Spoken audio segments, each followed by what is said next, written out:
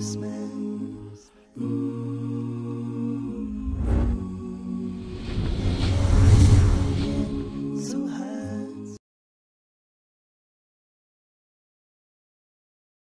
people would argue that modern society, your sexual desires can be kept in check. We've got the sexual revolution, as some people refer to it.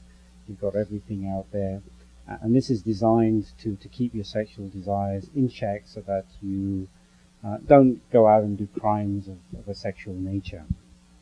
However, we do see in society today that despite the sexual revolution, you've got a lot of crimes like rape and molestation and so forth that are happening.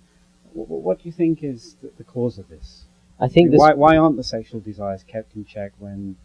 In fact, we can even argue that cases of sexual deviation have increased since the last century.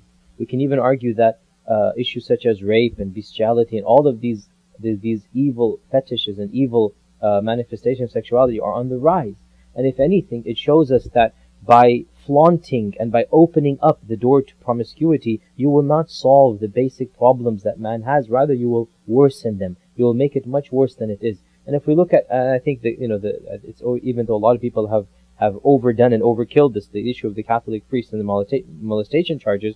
The fact of the matter is, every religious clergy faces this problem. It's not just the Catholic Church. However, what we argue is that if you try to deprive a man of being a man, if you try to deprive a man of natural feelings of sexuality, you try to cage him in and pretend that he doesn't have them, it's inevitable that this will lead to a backlash. And what we're arguing, we're not saying that Muslim clergy are free of sexual abuses or Jewish clergy are free. However, a case can be made that the types of offenses that have occurred within that particular subsection of Christianity, i.e. the Catholic clergy, it clearly shows you cannot control that which God has given you. You cannot put a clamp on it completely. What we need to do is to channel it. And one verse that I really love in the Quran, Allah talks about sexuality outside the folds of marriage. And Allah says, do not approach fornication. Do not go close to extramarital affairs, basically. وَلَا تَقْرَبُوا الزِّنَا. Then Allah says, because it is an evil way.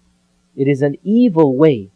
سَاءَ سَبِيلًا. Which shows us there is a permissible way, there's a good way, and there's an evil way. Allah never criticizes sexuality in the Quran. Allah only criticizes unnatural manifestations of that sexuality.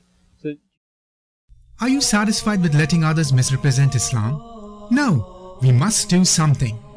Support 877 Why Islam project. They have put billboards in over 40 cities, hundreds of subway and bus ads.